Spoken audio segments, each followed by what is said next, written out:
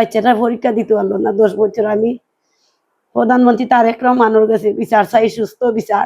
আমি admit card না পাওয়ার অবহেলা আমার শ্রেণী শিক্ষকের, আমার মাদ্রাসা মেন সুপারের জিনিস তথ্য ভালো করে দিছে না, সপ্তাহ জমা দিছে না। আমি টাকা পয়সা সপ্তাহ দেওয়ার পরেও তারা জমা দিছে না দেওয়ার কারণে আমার এডমিট কার্ড হইছে না।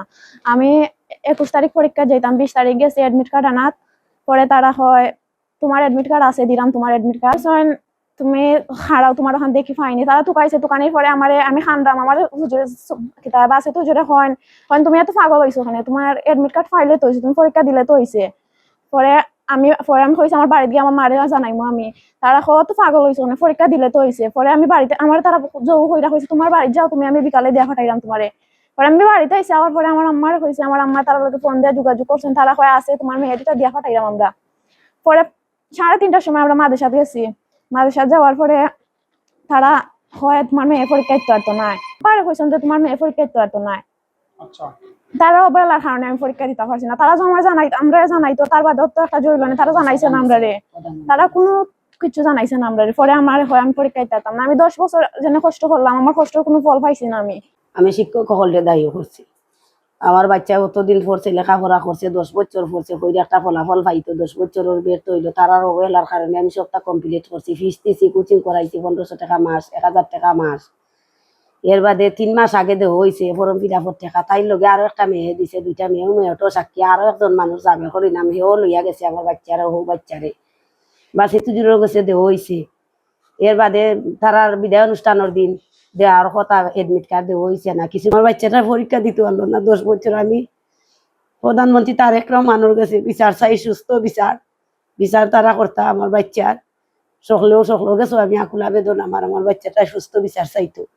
আর তারা বাচ্চা তোরে খুব ভোগান্তি, প্রতিষ্ঠান হয় মাস্টার হলে তর্জন গর্জন করুন, তারা দরকার নাই প্রতিষ্ঠানের লজ একটা নাই, টাকা পয়সার বাবদে তারা চার্জ করুন।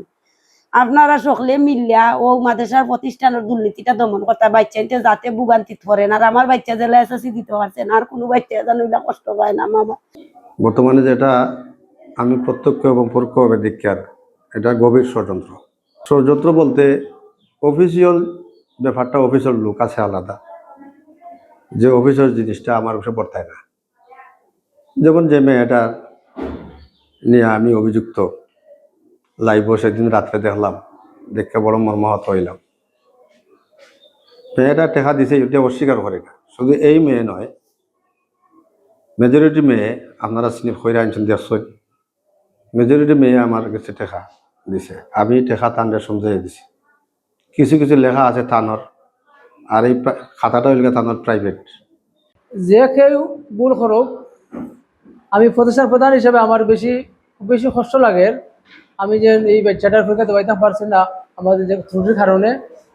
ত্রুটি হয়েছে ওই জায়গাত, এই বাচ্চা ঠিক একটা নিয়মিত ছাত্রী, তাই মোসাম্মদ সামিয়া বেগম, বাবার নাম অলিউর রহমান, তাই 2026 সালে দাখিল পরীক্ষার্থী, তাই নিয়মিত ছাত্রী, তাই ফর্ম ফিল আপ ফিজ যথাসময়ে জমা দিছে তার শ্রেণী শিক্ষকের কাছে।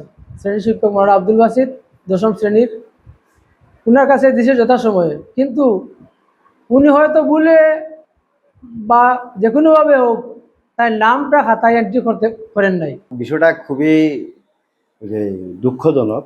আমরা এই ব্যাপারে ব্যথিত।